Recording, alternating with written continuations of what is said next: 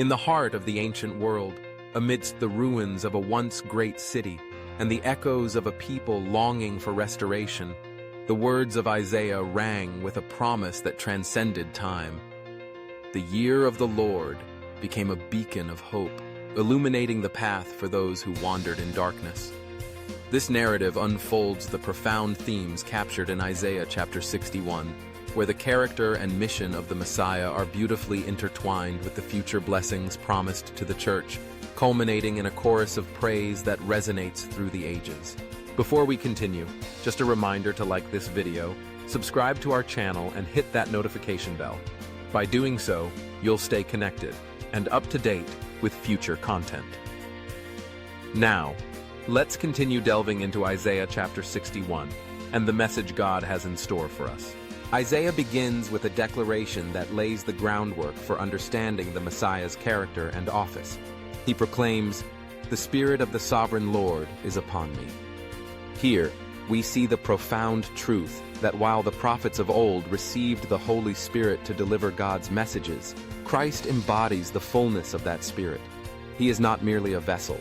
He is the very source of divine empowerment. The anointing signifies his role as the chosen one, tasked with bringing good news to the poor, healing the brokenhearted, and proclaiming freedom for the captives. Each phrase encapsulates his mission, revealing a Savior who is intimately aware of human suffering and despair. The promise of good news is particularly poignant. It speaks not only to the physical needs of the people, but also to their spiritual condition. The Messiah's character is one of compassion and mercy, reflecting God's heart for the downtrodden. He comes not as a conqueror wielding a sword, but as a servant who binds up wounds and lifts burdens. The imagery of liberty for the captives and the opening of prison doors resonates deeply with those who have known the shackles of sin and despair. In Christ, the promise of freedom from both sin and Satan becomes a reality, offering a path to redemption that is accessible to all who believe. As we delve deeper into the subsequent verses, the narrative shifts from the Messiah's mission to the future blessedness of the church. Isaiah paints a vivid picture of restoration and renewal, where those who mourn will be comforted and transformed. They will rebuild the ancient ruins and restore the places long devastated. The imagery of rebuilding serves as a metaphor for spiritual renewal.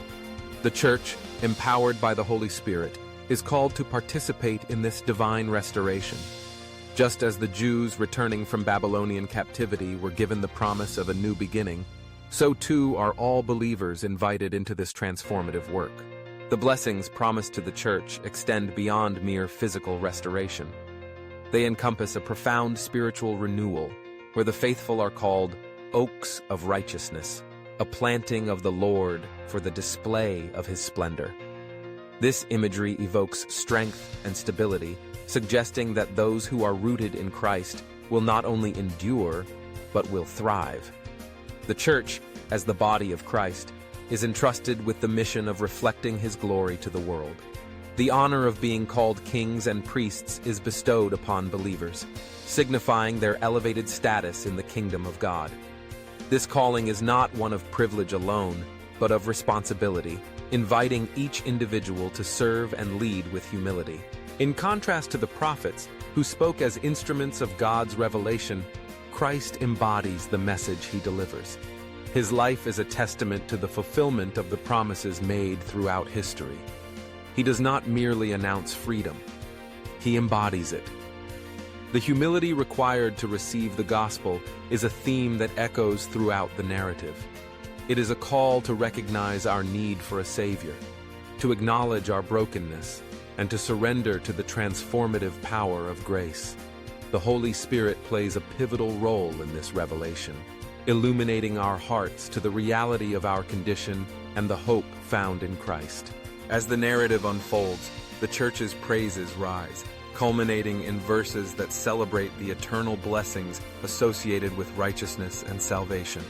I delight greatly in the Lord. My soul rejoices in my God. This expression of joy is not merely personal, but communal, as the body of believers unites in worship and gratitude for the work of Christ. The acknowledgement of God's faithfulness becomes a powerful testimony, echoing throughout the earth as a declaration of His glory. The significance of this praise extends beyond the church's present circumstances. It serves as a reminder of the eternal promises that await those who are faithful. The blessings of righteousness and salvation are not confined to a single generation. They ripple through time, impacting lives and communities. The church, empowered by the Holy Spirit, is called to be a vessel of this message, proclaiming freedom and hope to a world still in need of liberation. In this Year of the Lord, we are encouraged to earnestly pray for the manifestation of these attributes in our lives. The call to serve God is not a burden, but a privilege, leading to the perfect freedom found in obedience. As we embrace our identity as kings and priests, we are reminded of the honor bestowed upon us to represent Christ in the world. The eternal blessings of righteousness and salvation become our anthem, inspiring us to live lives marked by grace, humility, and service. Ultimately, the narrative of the Year of the Lord invites us to reflect on our own journey of faith. It challenges us to consider how we can participate in the work of restoration, both in our lives and in the lives of those around us. The promises made to the Jews returning from captivity resonate with all believers who are spiritually liberated, reminding us that in Christ we are offered a new beginning, a fresh start, and the hope of eternal life. As we walk in the light of His promises, may we be agents of His grace, proclaiming the good news to the poor, binding up the brokenhearted, and setting captives free, all for the glory of God. If this message resonates with you, take a moment to praise our Lord. Type, "Glory to Yahweh," in the comments as a declaration of praise and glory to our Father for His infinite love, mercy, and patience for us. God bless you.